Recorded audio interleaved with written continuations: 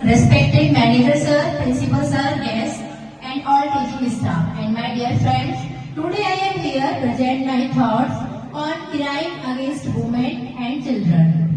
महोदय, भारत जैसे महान देश में जहां नारी को देवी कहा जाता है, वहीं आज भी महिलाएं और बच्चे अपराधों का सबसे बड़ा शिकार नहीं है।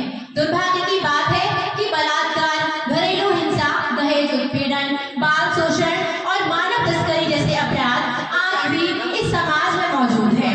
महोदय, भारतीय न्याय संहिता की धारा 64 से 73 में महिलाओं के खिलाफ अपराध जैसे यौन उत्पीड़न, बलात्कार, अपहरण आदि के लिए कठोर दंड का प्रावधान है। 18 वर्ष से कम उम्र की महिला के साथ सामूहिक बलात्कार की सजा दोषी के शेष प्राकृतिक जीवन या मृत्यु तक आजीवन कारावास है। झूठा वादा करके नौकरी, शादी, पदोन्नति या पहचान छिपाकर यौन संबंध बनाने आदि के लिए एक नए अपराध बीएनएस में शामिल किया गया है। महोदय, बीएनएस की धारा 69 के अनुसार अगर कोई झूठे वादे करके यौन संबंध बनाता है तो उसे अपराध माना जाएगा और वह अपराध दंडनीय भी होगा और उसे 10 साल की कैद और जुर्माना दोनों ही देने होंगे। महोदय, सरकार मानव तस्करी के अपराध की रोकथाम और उनका मुकाबला करने के लिए प्रतिबद्ध है। बीएनएस 2023 की धारा 143 में मानव तस्करी के अपराध के लिए आजीवन कारावास तक की सख्त सजा का प्रावधान है। वहां कम से कम 10 साल की कैद की सजा दी जाएगी।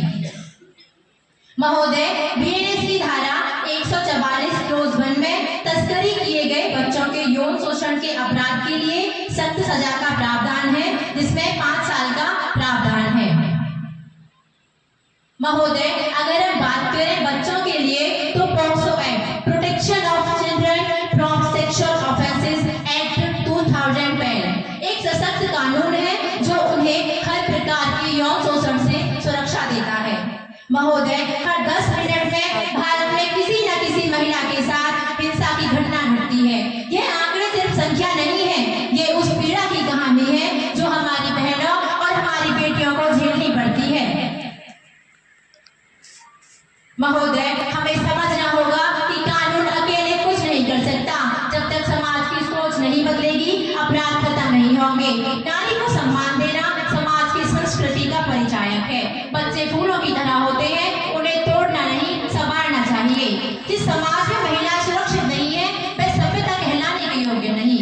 हमें एक ऐसा समाज बनाना है जहां महिलाएं और बच्चे सुरक्षित, सम्मानित और स्वतंत्र हों।